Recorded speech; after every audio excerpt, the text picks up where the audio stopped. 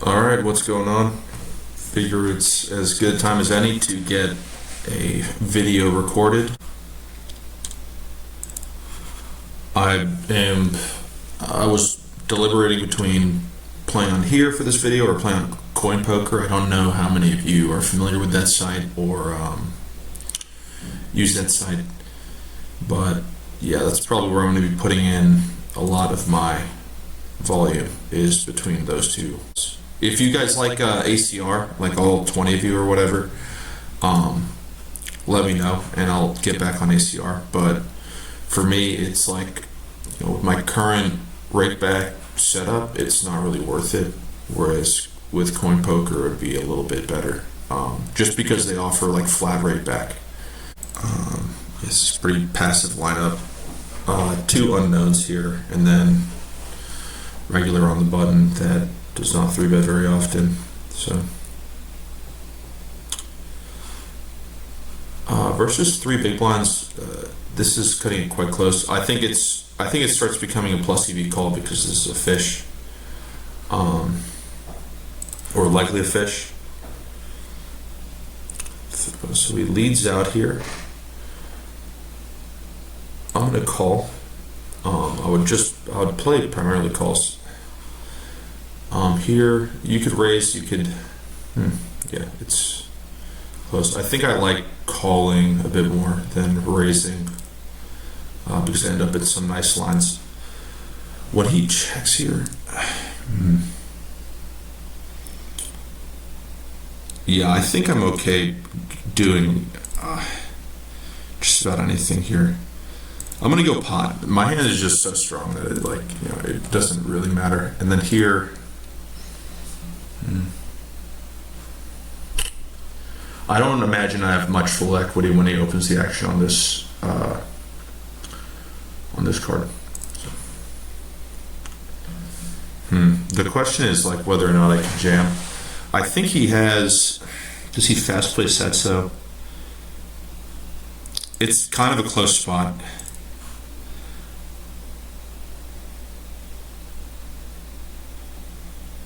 Yeah, it's really close because, yeah, I'm gonna jam. He has like a lot of flushes though in this line. Is like what I'm. It's not close in the sense like, okay, like should I go all in or whatever. It's just close between different lines. Like I don't know if jamming is the highest EV line. The reason being, like, he's a pretty tight player, so like in this configuration where we're 3 ways to the flop, the big blind donks, I call, and then he overcalls.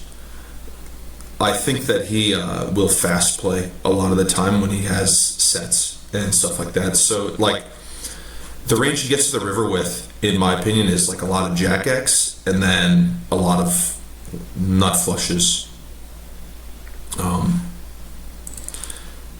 I should have probably paid closer attention. Like I got a little bit distracted by this spot here and wasn't able to focus on the timing on the turn after I bet pot.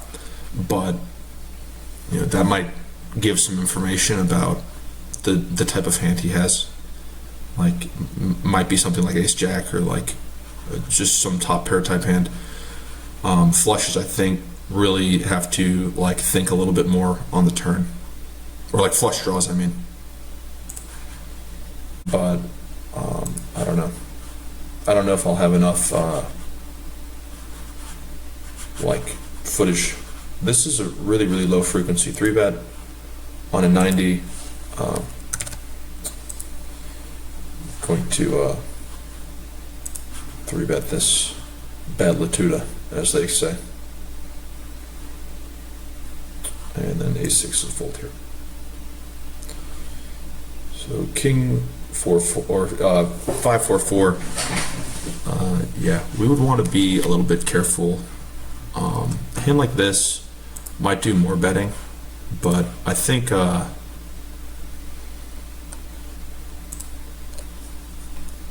I think putting this into the check is totally fine. I think that's what it's going to be doing the majority of the time. and then the turn as well, same idea.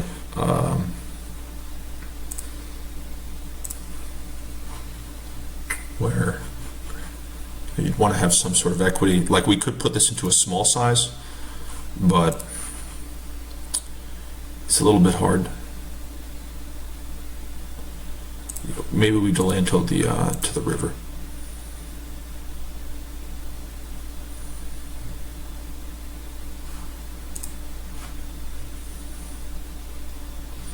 It's hard for me to I don't know if this is a good size for him to open the action with on the turn, but it's honestly fine. The sizing was a little bit odd too. All right, so pulled up the strategy for this first spot here, button versus big blind, or big blind versus button, 3-bet pot. The board was 5-4-4, two-tone. So here we are basically having king 6 of the offsuit, so no backdoor, and it seems like this hand does quite a lot of mixing. I think this is like a couple things going on here. Like, to bet this hand, right, is one, it has some connectivity to the board. It cleans up your outs with a king. So, like, when you bet this hand, king high is pretty much folding, and then you can always stack off when you hit a king. And it's pretty nice to barrel on offsuit turns as well. So, however, we did not end up in the bet line. As played, check, and then our opponent checks back. So I'm going to guess that the button strategy here would be a lot of small betting, and that's exactly what it is. So when they check back, what might be nice is if we look at some MDA data here that would give us some info about what the check back range looks like. My guess would be that it's a lot of ace high and some like king queen, king jack type hands. So a lot of these hands are these pocket pair regions, like the overpair region is going to bet, right? And then like they might start. I would think that these hands would definitely find some checks as well. But in this line, we went check check. And now I think I'd make a mistake here by like not really considering how weak my opponent's range is. I think it's probably a mistake not to bet turn at least at some frequency. So here we have king 6. So you see some overbetting at a really low frequency. And again, I would assume that this is like, typically from out of position, you don't see hands like total airball hands like this going into the overbet range. You will at like maybe like a very, very low frequency, but yeah, this seems to be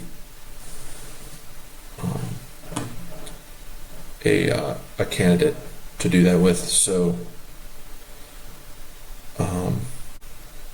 the stack off, like the SPR and the stack off region like the stack off threshold is quite low.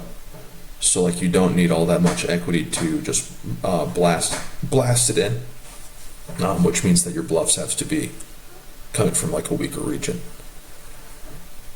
Anyway, let's play check, and then we face a small bet from my opponent, which I don't know if is like, I guess it's being used here, but logically, like my human brain is not really able to like make sense of that. I guess it would just have to be like this smaller pair region.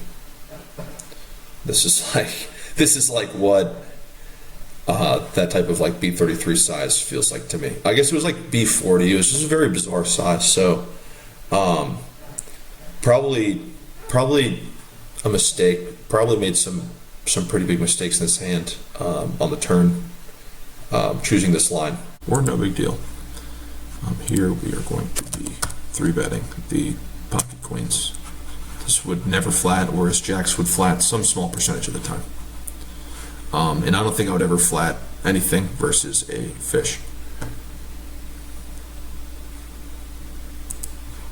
Ace-7-6, this type of board has to get checked back quite a lot. It's primarily because you have these types of hands, and then like you have Broadway hands as well that do not really connect all that well.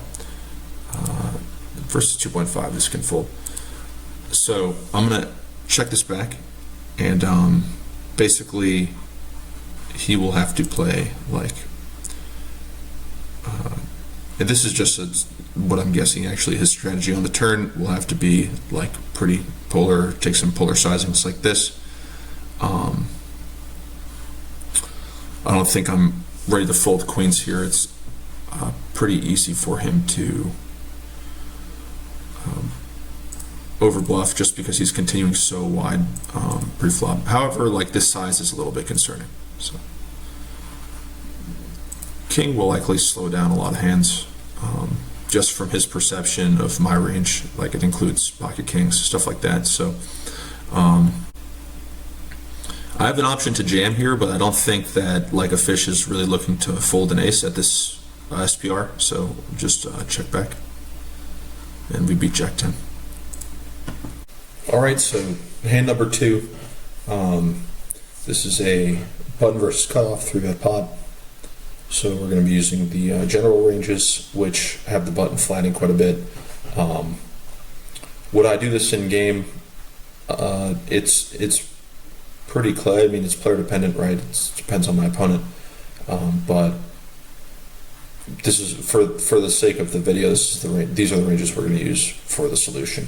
So Ace-7-6 rainbow, out of position checks, and then the button is using a B33 or check strategy. And this is sort of what I was getting at in the video. So like, you need to do a bit of checking on these boards. I think a lot of players, for the most part, are range betting Ace-7-6. Is that a huge mistake? No, but you do, like it is pretty easy to punish. So like out of position, you can just check raise more frequently and really pressure this region of impositions range. So like the Broadway high card region, and then lower pairs. So here we have queens, and we see some more betting from queens that are containing a heart. So this combo unblocks a lot of continues for the out of position player, like a hand like king queen or queen jack, and yeah, so we opt to check here, which is the most frequently used decision, and we get the 9 of spades turn. This turn is pretty connected, and I guess this is a geometric size, right? So like if we were to bet 125% of the pot, all in would be exactly 125%. So yeah, and the range of hands that is going into this size would be ace queen plus. So they don't really have ace king in this configuration, but they'll have ace queen. Ace queen is happy to put the money in, and after that it's basically 2 pair. So I think my opponent had like Jack 10 offsuit. I really can't remember. But he had some combo Jack 10. I had him. I'd sort of assumed that he was a fish, so he'd be calling quite wide. And then based on like the size was a little bit smaller. So I think the analysis can end here. Basically, yeah, like when fish are betting turn in this check back line, it's really easy for them to overbluff because they're basically going to be having like a lot of hands that they shouldn't, because they're just calling way too much pre-flop. So I don't really gain much from checking the type of hand.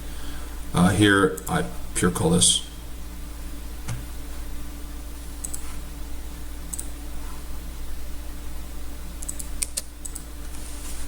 That's probably had queen, so I think we had queen of spades, queen of diamonds.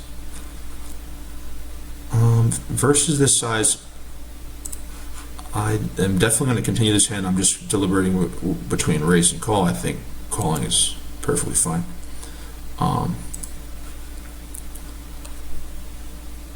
You can raise as well. Queen 7-4, like this board, is probably getting c-bet too often. So then here, I'm going to be raising. I'm going to use a polar strategy on this turn.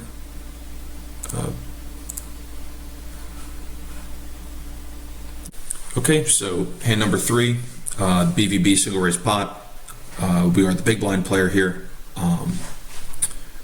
and the flop is Queen 7-4 rainbow. So, as I mentioned in the hand, I anticipate that the small blind is betting this type of board too frequently, and basically, like, it's pretty, like, if this is the case from out of position, it's really easy to punish as the in position player. So like when they range bet a board like this, like you can continue a lot wider and they're going to end up with like a lot more air on the turn, or you can just raise the flop a lot more often. So our opponent, I don't know why I said it like that. Our opponent uses B33. My assumption was that they're betting a little bit too frequently, and then we had King 10, which would always be a call, but in the hand I remember taking a little bit of time just to decide between raise and call. I think either is fine, but call seems a bit better at times, like just because you have it kind of feels like you have more options on the turn. So we have to call here, and we get the Jack of Hearts turn.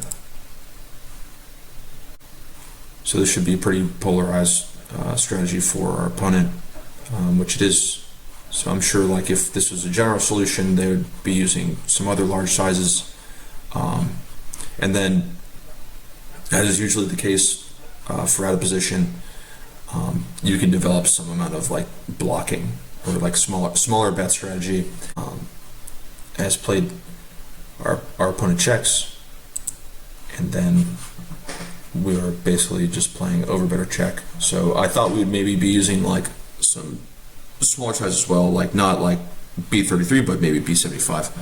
But that's only in theory. In practice, I would only use over better check, and we can go ahead and look at the King 10 of Hearts, and this is quite a nice candidate to bet.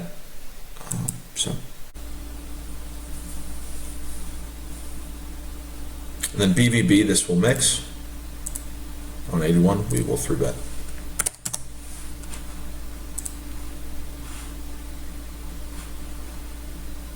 A6 folding.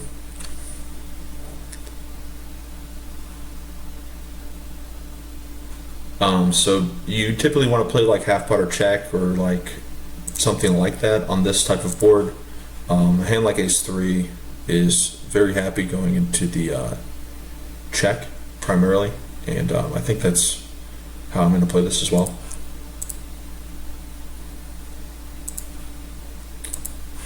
Some incentive to bet would be like my opponent not really ever check raising me,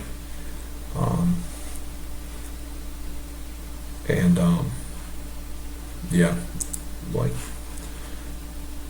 kind of makes it a little bit challenging. So here I'm going to bet, and here I will call. Can raise as well.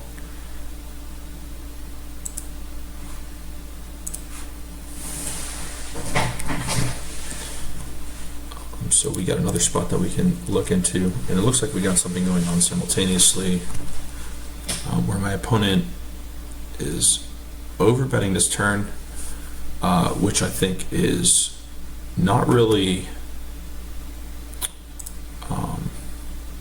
all right. So this is hand number 4. This is a BVB 3-bet pot, which is a configuration I'm not all that familiar with. And we get the Ace-7-6. We get the Ace-7-6 board here, two-tone. our opponent checks, and this is the imposition strategy here. So I had a little bit of like error in my thinking that the imposition player would be using larger sizes here, since the range is like much more polar.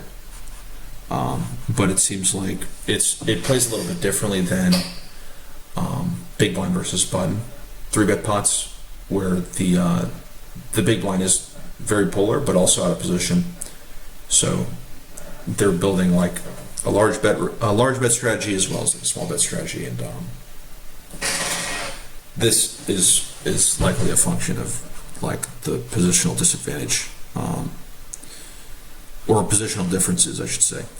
So like in this BVB scenario, the imposition player like basically it has like a very strong like some very strong hands and some crap, and like can put a lot of pressure on the out of position player, who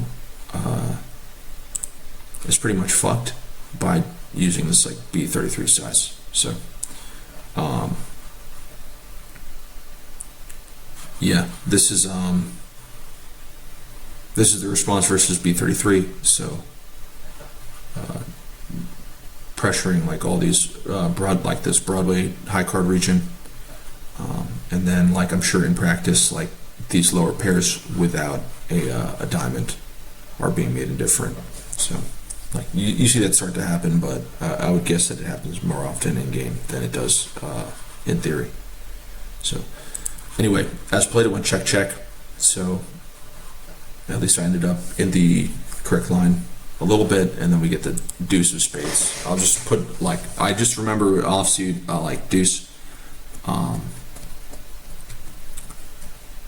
So yeah, it looks like the out of position strategy is very poor, but really high frequency check. I'm guessing that this is likely due to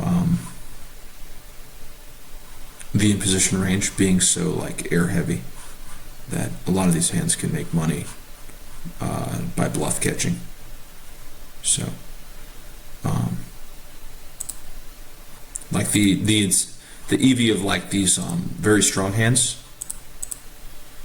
comes from putting money in yourself, but also like protecting the check range. And then a lot of these weaker hands, ace 3, ace 4, ace 5, make money from imposition bluffing. So like this seems very close to me, like betting a hand like ace 3. I guess for a larger size, like it's kind of hard to get called by worse. So I don't know, might have some EV in like the check down line, or some additional, like some more EV in the check down line, but I don't know. My gut is telling me that it's very close on the turn. Basically, like when you delay, like I feel like you might get called by more of like the 8s, 9s, 10s region, maybe some 7x as well. And I don't think players are trapping all that often on the turn. So, okay, this is the fifth and final hand that was going on like simultaneously while hand 4 was going on. And this is a button versus big blind single raise pot on ace 7-3 two-tone.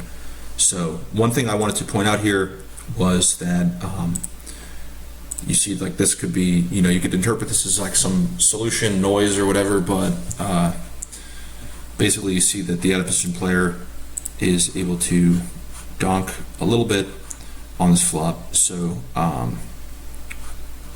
just to make like a brief comment or like a comment about this,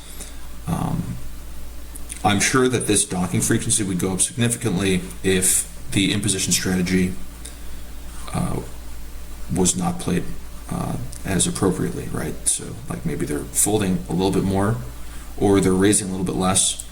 I think that the EV of developing some sort of donking strategy would go up tremendously. So you might see player like, I know that there's like some high stakes player that is like known for this, like Stefan Borikov, right? like extremely high donk frequency. But it might be worth developing this type of strategy if you anticipate your opponent making like big mistakes versus a donk. Anyway, like might not be worth it if at 100 NL. So we're just going to stick to the bread and butter of range checking from out of position here, and our opponent uses a B33. So the first thing that I want to note is that this board is likely getting bet very, very often, which is a mistake, and you would lose quite a bit of EV. It's a little bit harder to punish from out of position, but I mean the strategy is basically to check raise more often, and your opponent's going to have a hard time defending because there's going to be a lot of like really uncomfortable runouts on this type of board, and they're going to end up with like a lot of Broadway hands and a lot of like lower pair region hands that are already struggling versus a check raise and then are always fully in the turn. So using a polar strategy here, since there was like another hand going on, I didn't really put as much consideration into check raising, but I think that it's pretty close for sure. But as played, we called. So using like a polar check raise strategy as well. So should notice that, like if you see somebody, for instance, using like a smaller check raise strategy on this board, it might be more tailored towards their hand strength. So anyway, what did we get? We got the 4 of spades, right? I'm fairly certain. 4 of clubs. Okay, we'll use the 4 of spades just because I know that it didn't bring in like a backdoor flush draw. And we check, but again, you can consider donking on this turn. I think it might be actually a very nice strategy versus some opponents that are less prone to bluff, just because like there's a lot of hands that don't want to face a bet, especially when the betting range is like stronger than it should be. So it's nicer to put those opponents into like the donking line where they are not going to raise as much. But as played, we check. And it looks like our opponent was spot on, and that we were the fish in this scenario, where they used this polar size, and we're pretty much fucked. So I wasn't exactly sure on this like straight completing turn whether or not overbet would be that frequent of a size, but I am I stand corrected here. So this might be because maybe so we have 7-6, we don't have 6-5, and versus that size, 6s are going into the muck. So this makes some sense to me.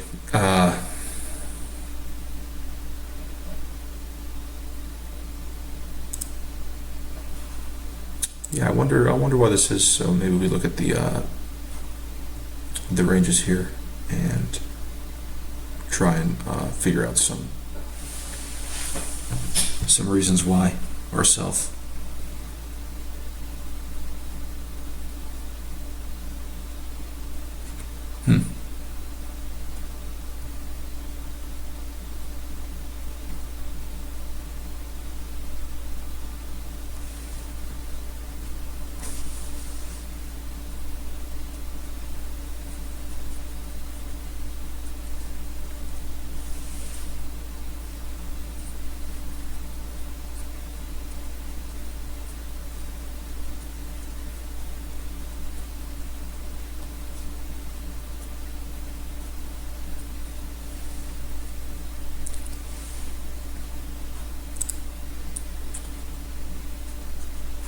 So that's going to wrap up the video, and I hope you guys like this. I wanted to change the format a little bit see if it made it a little bit more consumable for the viewer.